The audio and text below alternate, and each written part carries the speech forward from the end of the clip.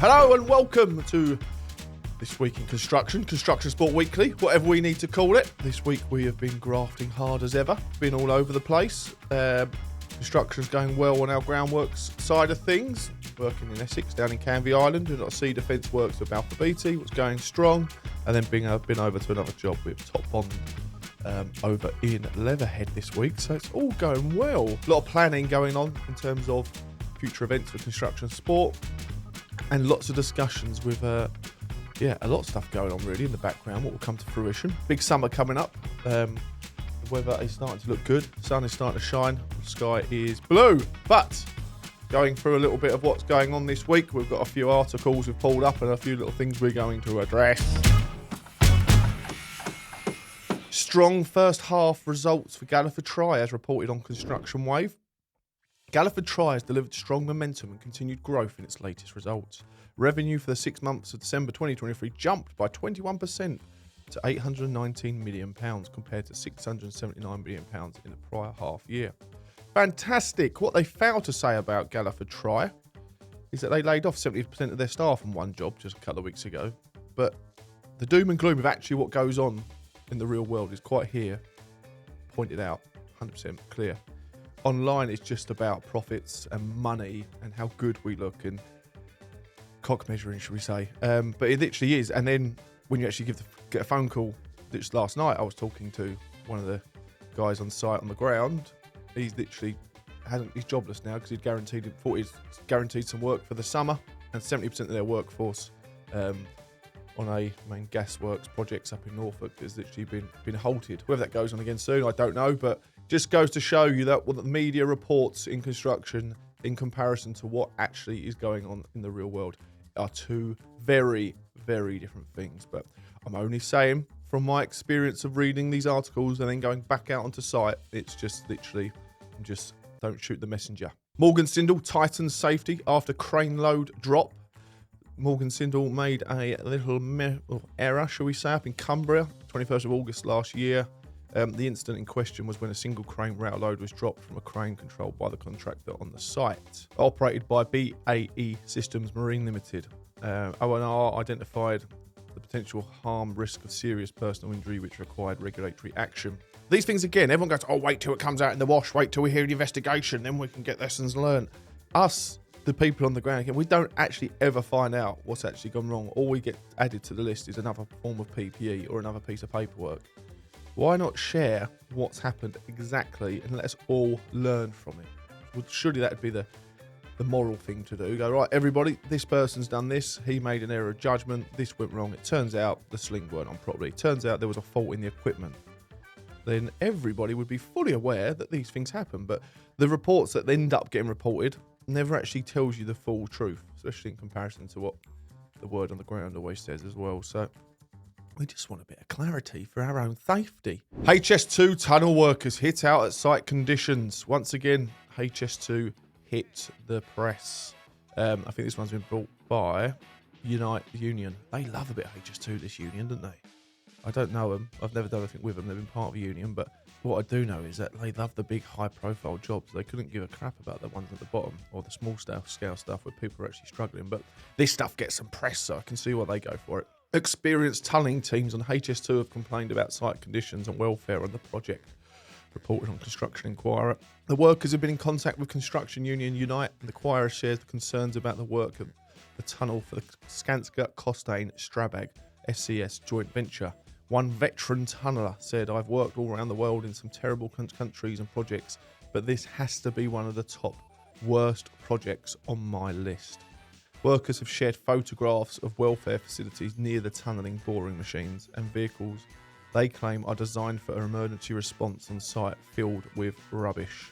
Unite has a long-running dispute with SCS over site access and union representation on HS2. There you go. HS2 don't want union being represented on there. That's it. They don't want people finding out the truth, what goes on the ground. Unite Regional Officer Declan Murphy said, we regularly visit the Mace and Align run parts of HS2 and their sites are spotless. It's time for SCS to allow unions on site and treat their workers with the respect they deserve. Oh, there we go. Are we going to get representative of unions across projects? Who knows? Are you, Mr. Public Viewer of this post that we're putting out, are you part of a union? It'd be interesting to know. I've never really worked. I think I worked with one or two people years ago.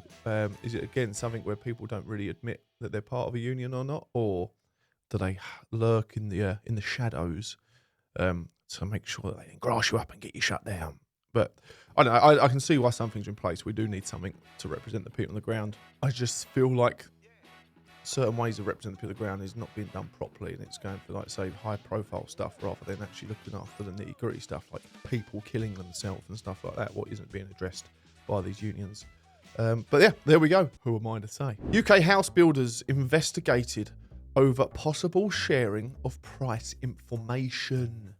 The UK competition watchdog has opened an investigation into 8 house builders after it found evidence they might be sharing commercially sensitive information that could affect the price of homes. There you go. Would you believe it? There's corruption in construction. Number of people being slapped on the wrist and being investigated. The report concluding there's fundamental concerns that the government set a target of building 300,000 homes a year by mid-2020s. In a manifesto, but only 250,000 were built last year. So, who are they? Who is in the naughty books? Barrett's, Bellway, Berkeley, Bloor Homes, Persimmon, who are they called? Oh, I know the name, I just never say it right, sorry. Fred Rowe, Taylor Wimpey, and Vistry. The CMA has said it has not reached any conclusions about whether the law had been infringed. However, if the CMA investigated, I know this because a fine man in the demolition world called Mark Anthony reported heavily on the demolition scandal that went out a few years ago. Please do go over to Demolition Insider and get a look at that. But he reported on all of the massive fines that were going on for the demolition sector because there was, what was the word? Not canoodling, it's literally like that. Colluding, I think, is it? These companies all come together at the top and protect their piece of pie, or the whole pie, and they share the business around and make sure no little nitty-gritty bastards get in there to take some of their pie. So they protect it very well, not necessarily legally. And then the CMA get involved, the Competitions and Marketing Authority or Association, and then all they do is they investigate heavily, and then they really slap people on the wrist and they hand out massive fines. But the CMA do not get involved. Mark was telling me that they do not get involved unless there is serious issues going on. So there was no smoke without fire, as they say. We've been talking about something very interesting, actually, over the last few weeks. And it seems to be getting a little bit of an interesting response, not just from the construction workers, but also the contractors as well. The actual, say, the agencies and the recruitment companies that we work through and for and that kind of stuff, and the umbrella companies. Should construction workers be given a 2-week notice period, no matter if they're self-employed or employed? I get it with employed, it's just kind of, it's a thing, isn't it? They have to have that. That's pretty much a known thing, I think, isn't it? Is a given they get a notice period, they have to work or don't work or whatever. But construction workers who are self-employed, or not just self-employed, but under the PAYE stuff, what's the umbrella businesses, it always confuses me. I'm sure they're classed as employed because they're under an umbrella, but they're treated like self-employed. It seems like a fine line in between, but should those people, say for instance just under the umbrella stuff, be made aware of when they will be off hired and stop being paid 2 weeks before they are? Should companies not be allowed to lay someone off on a Friday and leave them out of work on the Monday? It was said you could put in a 2-week notice period, what is paid, if the individual or the worker then turns up to site on the Monday to work his notice period, he's got it there. He doesn't have to do it. If he doesn't turn up, he doesn't get paid. But there you go. He's just got a little cushion there to be on site for the next 2 weeks to find himself the next start. He or she, sorry. And yeah, pretty much give him a gift, because there's a lot of people we spoke to last week off the back of the Galliford Tri job, laying 70% of its workforce off, that were left with nothing. Apart from mortgages and bills to pay and rising costs of general life, should we say. So I've had a really good response in the from senior recruitment companies, or senior recruiters, should we say, and saying that could be literally not for them to pay for that 2-week post, the client pays for it. So ultimately it can be done. So don't say it can't be done because of this or that. It just means the company that you're working for have to plan the job properly, quite simply. So if they know they're going to need to lay people off, they just plan it in.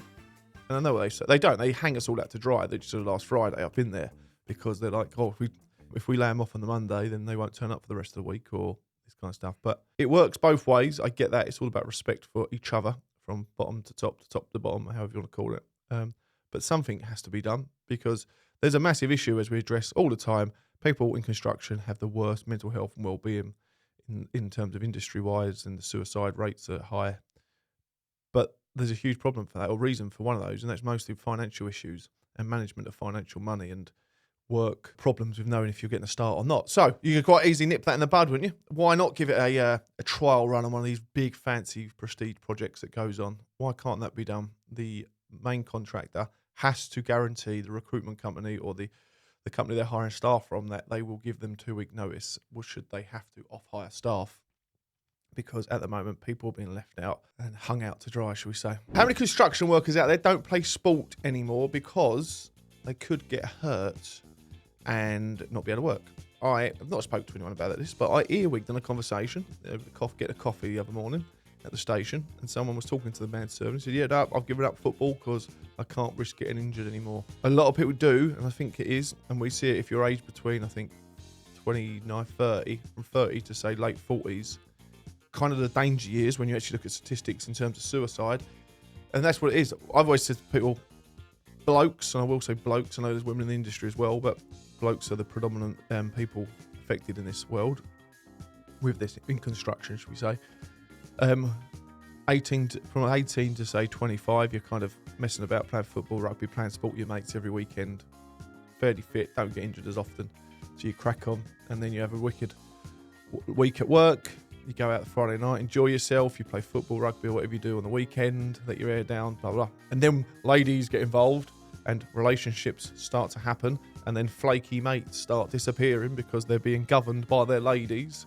And I've been there. That ends up, say, from 25 to early 30s, say, or to the 30 age, is a life where they start to move away from that social circle of football, rugby, or whatever sport it is, that community of friends and banter and laughs and social interaction. They walk away, and come early 30s, kids start creeping up into the equation, and then they really can't risk getting injured, so they give up altogether. And then before you know it, they've given up the whole sport, but with that sport becomes a whole community of friends and the support network.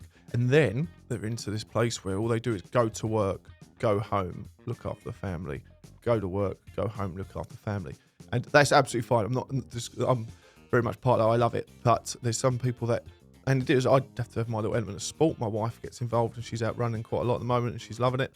She's doing really well. But you have to have that fine line in between where you do let your hair down a little bit and go for a little jog, your own time, bit of me time, as they say. Yeah, I think that's why you'll see self-given as well when it comes to certain, you get the opportunity to go out with a few mates and stuff, you can end up going out and playing a bit too hard because you've got built up for the last 4 or 5 months of not having it, and then you all go full tilt. You know who I'm talking to, mainly myself. Now, controversial one, was actually toying with do we speak about it or not, because as a man in a construction world, in a male-dominated industry, you're in a position where we feel like we're actually going to get shot down, or we're in the wrong, or be classed as sexist pigs just by raising the topic.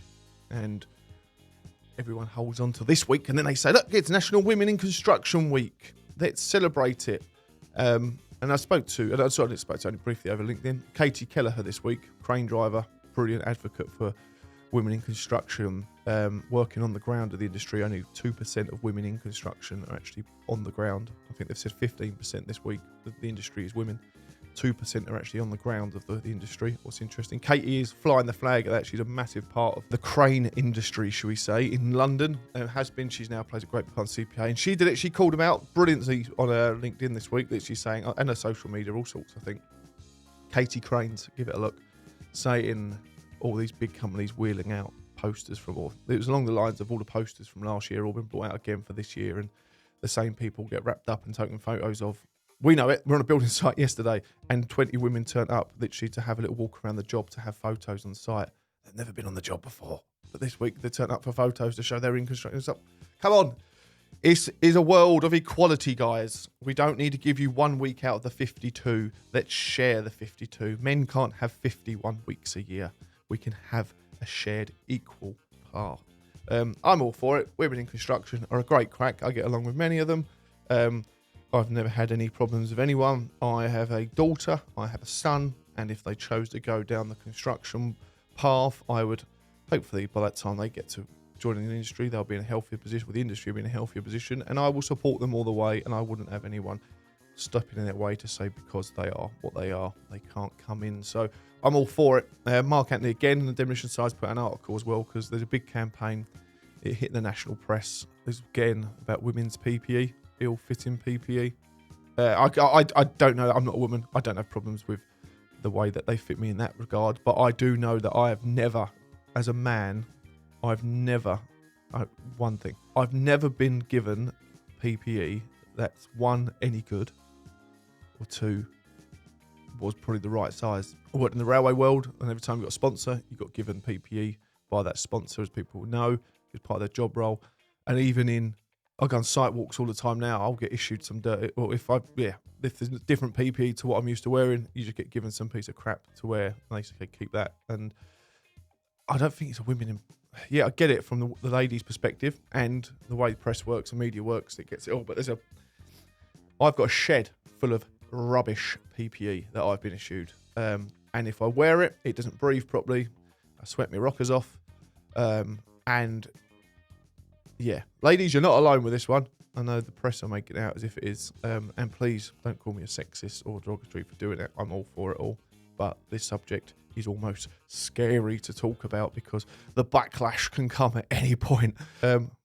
We've not let construction sport pushed Women in Construction Week this week. We don't. We just like to push construction positively 52 weeks of the year with no negative derogatory towards any sex, race, gender, whatever you deem yourself. Keep ourselves. All we want to work with is good people, and good people come in all shapes and sizes. So if you're not a good people, if you're not a good people, if you're not a good person, we don't really care. We don't want to be with you. So on that note, thank you all for a wonderful, wonderful week. I'm going to do my CSCS test. I looked the other day and my card has expired, and I thought, as a construction manager over the years, as a construction worker over the years, as now a charity representative or the runner of a charity, I've got all these things in place. We've got accreditations to show that our company is this and our company is that. However, the man that runs it all doesn't have a CSCS card. But yeah, so you can have your own business, you can have your own construction-based charity, but you must do a test, CSCS test, to deem yourself a construction worker, an exam. I will report back, hopefully with good news. If I do fail it, I will let you know. Don't worry, you can rip the arse out of me. Thank you very much. Have a great week. Enjoy the sun. Keep yourself safe.